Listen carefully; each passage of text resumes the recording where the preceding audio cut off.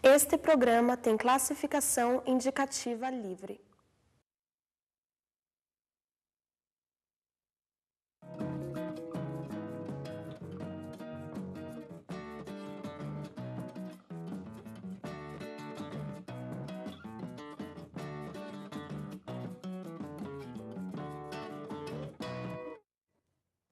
Olá, estamos novamente com você no programa América Latina Viva. O programa América Latina Viva é um programa de entrevistas da Casa Latino-Americana em parceria com a TV da Universidade Federal do Paraná. No dia de hoje, estaremos abordando um tema que ultimamente tem despertado muita atenção nos países da América Latina, em vários países, principalmente os países do Cone Sul, que é a questão da violação dos direitos humanos nessa perspectiva latino-americana. Nesta semana, a Universidade Federal do Paraná está promovendo o 4º Seminário de Sociologia e Política, Pluralidade e Direitos Humanos na América Latina, é o tema. Nesta circunstância, nós temos vários convidados latino-americanos, nossos vizinhos, e no dia de hoje nós temos o professor Daniel Feirenstein, que é o nosso convidado especial de hoje, né? O professor Daniel é cientista social, professor da Universidade de Buenos Aires e da Universidade 3 de Fevereiro também de Buenos Aires. Professor Daniel, você que é um especialista na questão dos direitos humanos e na questão da violação dos direitos humanos, né? E na perspectiva, inclusive, do conceito de genocídio, eu gostaria que nós, além de você se apresentar, evidentemente, nós pudéssemos iniciar nossa conversa abordando esses aspectos. Ok. Bueno, brevemente, yo soy licenciado en Sociología y doctor en Ciencias Sociales por la Universidad de Buenos Aires, y mi trabajo de los últimos, o sea, diría de toda mi carrera académica ha sido tratar de analizar las prácticas genocidas en todo el mundo y en especial en América Latina desde una perspectiva latinoamericana, y que tiene que ver, diría, en varios niveles también con mi propia historia, ¿sí? Por un lado, como miembro de una familia judía que ha vivido la experiencia del nazismo, por otro lado, como niño y adolescente en la dictadura argentina, y yo me inicio en la política en los centros de estudiantes clandestinos durante los últimos años de la dictadura militar.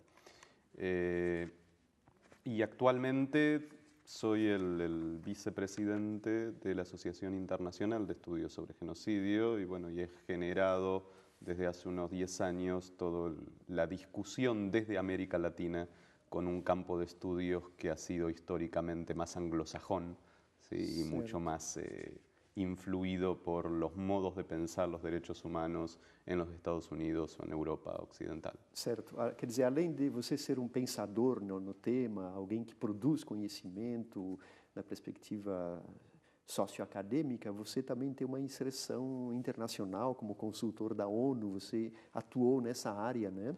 Sí, sí, en distintos ámbitos. Por un lado, a través de las Naciones Unidas, pero por otro lado también con organismos de derechos humanos internacionales que creo que son tan o más importantes que las Naciones Unidas, como por ejemplo el Tribunal Permanente de los Pueblos, ¿sí? Que ha sido la iniciativa creada a partir del Tribunal Russell como una posibilidad de un ámbito de reunión de académicos y juristas para tratar de enunciar y abordar aquellos temas que las Naciones Unidas no quieren abordar. Certo. Professor Daniel, então, em função dessa sua inserção intelectual e social e política, você é uma pessoa que tem bastante experiência também como um observador desse tema nas sociedades que têm enfrentado, e não são poucas, infelizmente, eu falo mais das contemporâneas, não estou nem falando, né, do começo do século passado. Né? Como é que você percebe hoje esta questão de uma certa internalização por parte da sociedade e até das políticas públicas da questão dos direitos humanos, tentando resgatar essa memória, esse acerto de contas com o passado? Sí, yo creo que hay dos elementos, ¿sí? Uno muy positivo y el otro muy nuevo, pero muy riesgoso, muy problemático. El aspecto positivo es que creo que a partir del fin de la Segunda Guerra Mundial y creo que producto de que ocurre en Europa lo que ocurría en el resto del mundo sin que a nadie le preocupara demasiado, ¿sí? Comienza a instalarse una serie de políticas por parte de organismos internacionales, por parte de los estados, con presión de los movimientos sociales para reconocer una serie de derechos y para permitir por primera vez y en distintos lugares del mundo, si bien de modo muy primario, el juzgamiento de los responsables de lo que podríamos llamar el peor quiebre del lazo social, ¿sí? Que es las políticas de secuestro, tortura y aniquilamiento de una parte de la sociedad ejecutadas por los estados. Entonces, en ese sentido, yo diría que toda la segunda mitad del siglo XX va mostrando como un crecimiento en esta presión de los movimientos sociales y en esta asunción de los estados de determinadas políticas de protección de derechos humanos. Ahora, ¿cuál es el riesgo o los problemas de esto? Por un lado digo, es la ventaja de la posibilidad de juzgar lo que no se juzgaba, de proteger lo que no se protegía. Yo creo que hay dos riesgos que se desarrollaron en este proceso. Uno es que el horizonte de una política de derechos humanos termina siendo un horizonte un poco bajo, ¿sí? Esto es, hasta los años 60 o 70, quizás uno podría decir que el horizonte de utopía era la igualdad o la justicia social, ¿sí? Y el horizonte de los derechos humanos terminó siendo como una utopía mucho más básica, ¿sí? Y que el riesgo es que se quede allí nuestra utopía, ¿sí? Esto es que los pueblos, los movimientos sociales solo reclamen el respeto de la vida o de la seguridad de sus ciudadanos y no podría decir utopías más amplias como la igualdad o la justicia. El segundo problema es que sobre todo en el siglo XXI esta lucha por los derechos humanos comienza a ser utilizada por las potencias hegemónicas, en particular por los Estados Unidos, como una herramienta para legitimar el intervencionismo, el nuevo intervencionismo colonialista. Y creo que el caso más claro ha sido este último tiempo con la intervención en Libia, donde en nombre de las violaciones de derechos humanos se cometen violaciones de derechos humanos. ¿Sí? Y entonces este es un segundo riesgo complejo que creo que ha sido muy interesante la reacción latinoamericana e incluso la propuesta en Naciones Unidas de Brasil de ver cómo se deciden estas intervenciones, quiénes son los que las deciden, cómo funcionan hoy las Naciones Unidas en este sentido y cómo establecer límites a este uso muy novedoso, diría, de las políticas de derechos humanos para justificar violaciones a los derechos humanos. Então, professor Daniel, acho que nós percebemos aí duas dimensões importantes. Uma é a retórica da questão dos direitos humanos e os usos até ambíguos e geopolíticos, né, que se façam dele. E outra é um aspecto, eu diria assim, para mim, fundamental, que é a maneira de como as sociedades elas resgatam para si a sua memória. Eu vou, né, para as pessoas que talvez mais jovens, que não conhecem a história mais recente da Argentina, eu vou citar 2 ou 3 exemplos emblemáticos que você certamente conhece muito mais de perto do que nós aqui, essa questão. Né? Por exemplo, todo o trabalho, já desde o governo Alfonsín, né, que o grande escritor Ernesto Sábato fez para restituir, né, uma comissão da verdade, que agora no Brasil também existe, trazendo à luz da sociedade, para a sociedade, esses elementos que ficaram, eu diria assim, nos interstícios da escuridão do terrorismo de Estado. Né? Para aqueles que, alguns que nós conhecemos, o relato disso, tem um filme muito interessante chamado La Noche de los Lápices, né, que relata esse absurdo do terrorismo do Estado contra jovens, né? E também temos o debate, né, muito interessante hoje, protagonizado por uma ensaísta, que é a Beatriz Sarlo, né, que tenta trazer no nível intelectual e social esse debate. Então eu gostaria de perguntar para você, como é que a sociedade argentina está recompondo esses fragmentos da sua própria história e que lições isto tem para o presente? Sí, el proceso argentino ha sido muy complejo, muy contradictorio y muy rico, me parecen los modos de intentar recuperar los fragmentos de memoria, hacer algo con la destrucción generada por el terrorismo de Estado. Y digo complejo porque ha tenido muchas idas y vueltas ese proceso, no ha sido un proceso lineal. Esto es, el gobierno de Alfonsín intenta una primera política de juzgamiento, una política que quiere ser algo así como el Nuremberg argentino, que es una política que por un lado divulga la información de lo ocurrido, pero por otro lado fracasa como política de justicia y termina en una serie de leyes de impunidad. Los años 90 en la Argentina, sobre todo la primera mitad de los años 90, son los años de la plena impunidad, pero sin embargo lo que fue muy importante del caso argentino es que hubo una permanente resistencia de movimientos sociales, de ese movimiento de organismos de derechos humanos generado por infinidad de sectores, algunos con vínculos directos con las víctimas, las madres de Plaza de Mayo o los familiares, ¿sí? Algunos los mismos exdetenidos desaparecidos, pero en otros casos otros sectores políticos que se agruparon en este movimiento de derechos humanos, que nunca cejó en la lucha contra la impunidad y que fue muy creativo al imaginar estrategias de lucha. Entonces creo que esto fue lo más rico del caso argentino, en donde se abrieron juicios en otros países cuando no era posible hacerlos en la Argentina, se generó toda una iniciativa ante las Naciones Unidas para hacer juicios por la verdad, se trató de buscar las fisuras de las leyes de impunidad para implementar juicios a través de esas fisuras, y una de las iniciativas más ricas que fue la política de lo que se llama en Argentina el escrache, ¿sí? Que fue desarrollada por los hijos de desaparecidos, que tenía que ver con llevar a cabo distintas manifestaciones públicas contra los perpetradores, no violentas, pero donde dejaban claro que la sociedad no toleraba la injusticia y la impunidad.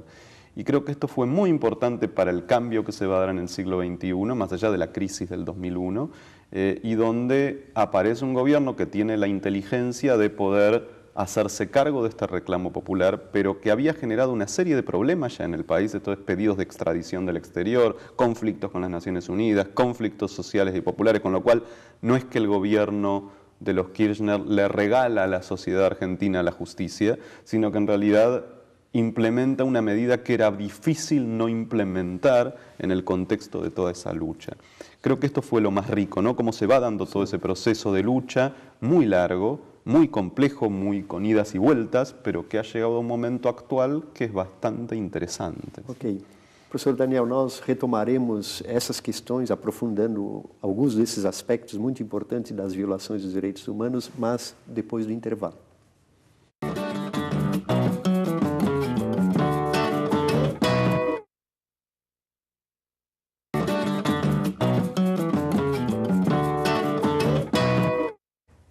Estamos retornando com o programa América Latina Viva. Nosso tema de hoje aborda a questão da violação dos direitos humanos na América Latina e o nosso entrevistado é o professor Daniel Feuerstein, cientista social argentino, que atua justamente nessa questão dos direitos humanos. Ele tem uma disciplina na Universidade 3 de Fevereiro sobre genocídio e é um ensaísta, um pensador, pesquisador sobre o tema do genocídio. Professor Daniel, então, no primeiro bloco nós abordamos questões mais amplas, né? Da sua trajetória, da importância de pensar a questão dos direitos humanos nos contextos latino-americanos, os desafios que isso representa do ponto de vista político, também do imaginário e da educação da sociedade em relação ao tratamento dos direitos humanos.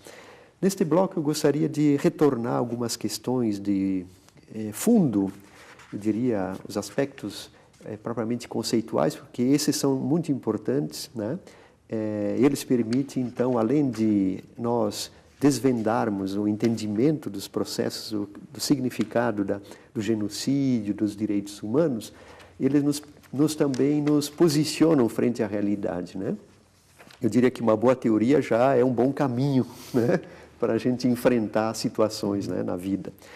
Principalmente questões complexas que implicam aspectos culturais, políticos, né, dessa magnitude. Você tem um trabalho importante, digamos, publicado pela Fundo de Cultura Econômica, né, que é uma editora mexicana, mas que tem né? Assim como a século XXI ela circula por toda a América Latina, ela marcou as nossas gerações, a formação, né?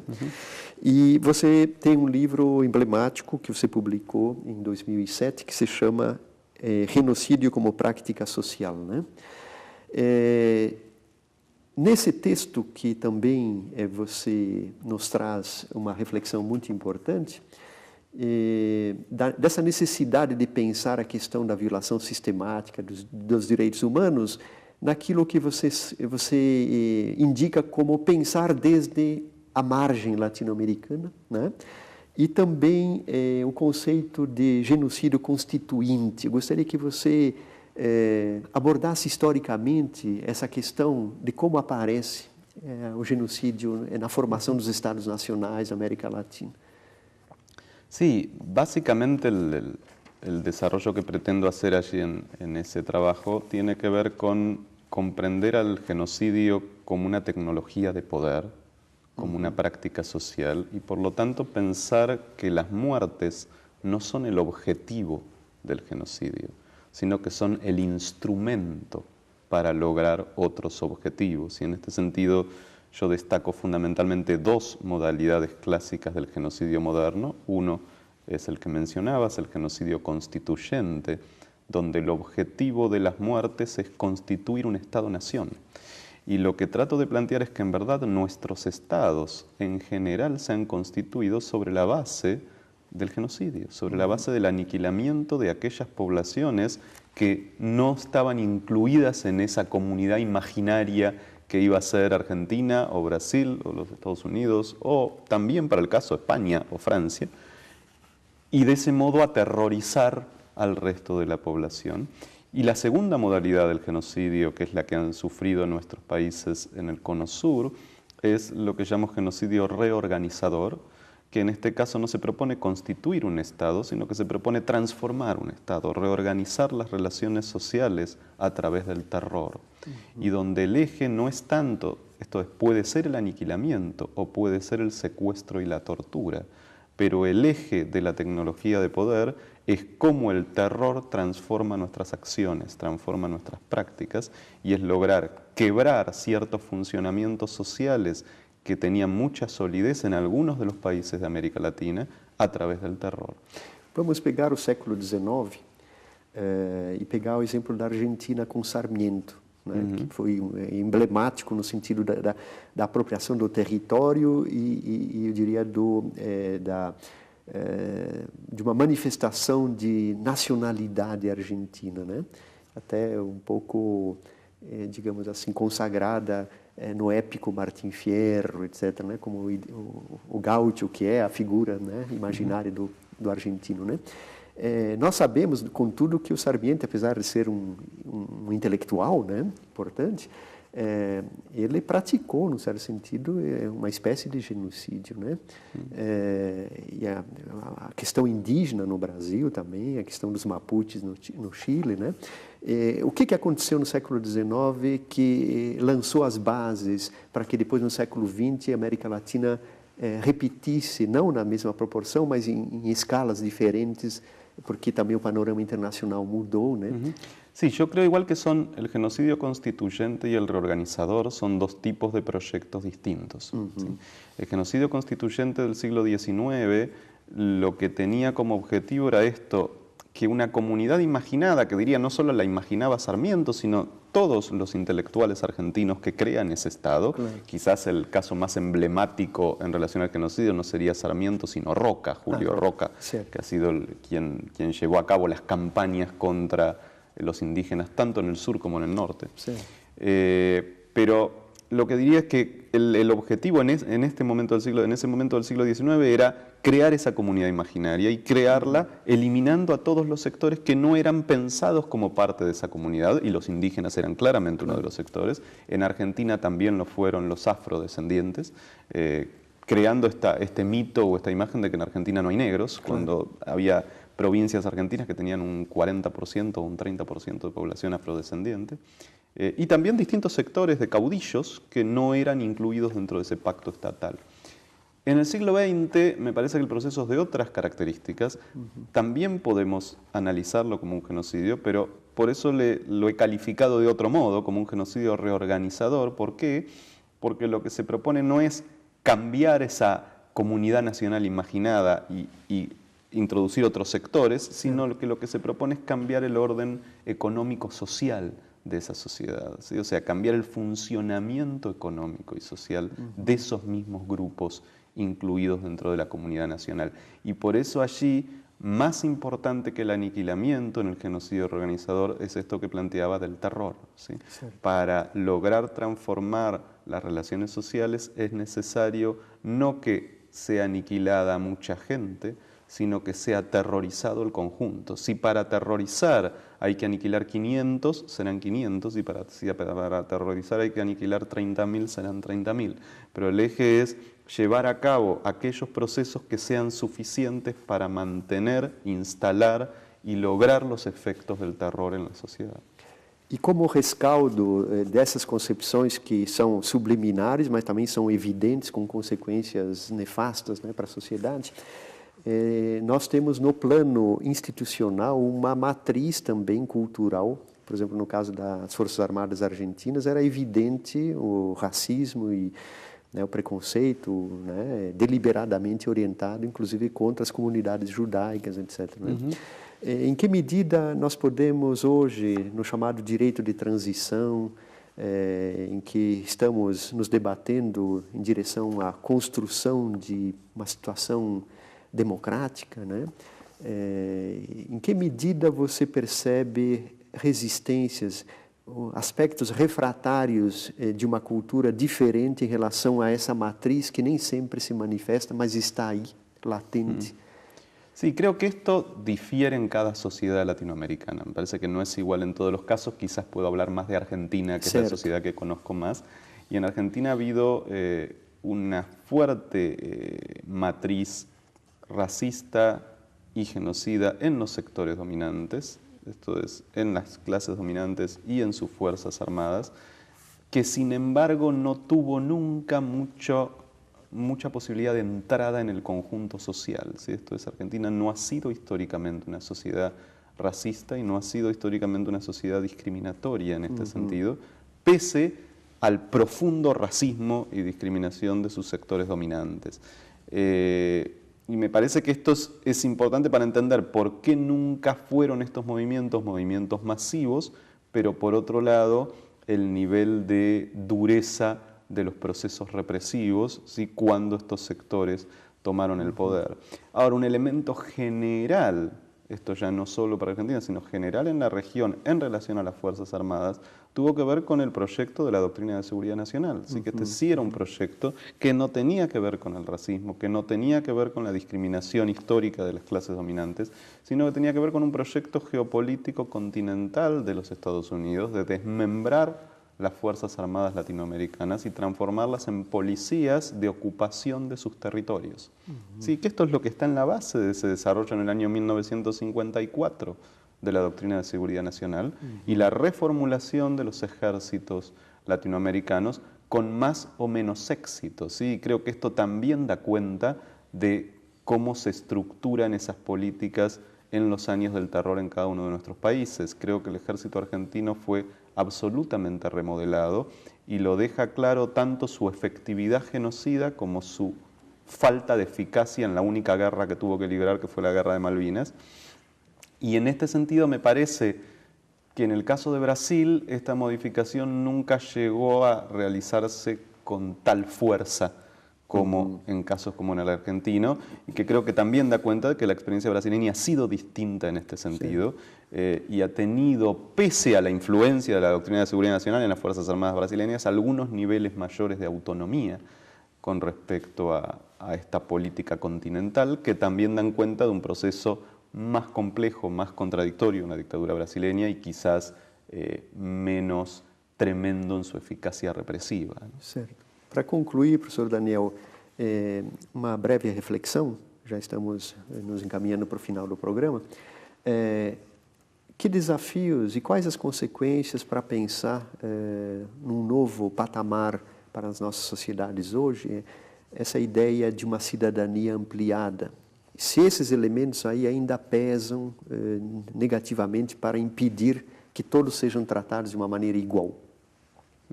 No, creo que América Latina hoy diría que es la región más interesante del mundo. ¿Sí? Creo que se están dando una serie de procesos de ampliación de derechos de ciudadanía, de transformación social y de articulación regional entre muchos de nuestros países que son altamente positivos, altamente interesantes y que tienen que ver con la resistencia a esos procesos en las décadas del 70 y del 80. Lo que pasa es que, bueno, me parece que es un mapa abierto, ¿sí? Me parece que es crucial la posibilidad de sostener esta articulación estratégica en la región, esta articulación estratégica entre Argentina, Brasil, Ecuador, Bolivia, como modo de constituir un espacio regional que pueda plantear otro modo de pensar la ciudadanía, otro modo de pensar las relaciones sociales y que pueda ampliar sus lazos sur-sur con otras experiencias en Asia o en África o incluso en Europa. ¿Sí? Creo que en este sentido es un mapa abierto, por supuesto que tenemos la herencia de todo lo ocurrido y los efectos del terror, pero también tenemos la herencia de la lucha contra el terror y que creo que es lo que podemos recuperar. Muito obrigado, professor Daniel. Essa sua reflexão foi muito importante para nós pensarmos os rumos para a América Latina. Gracias.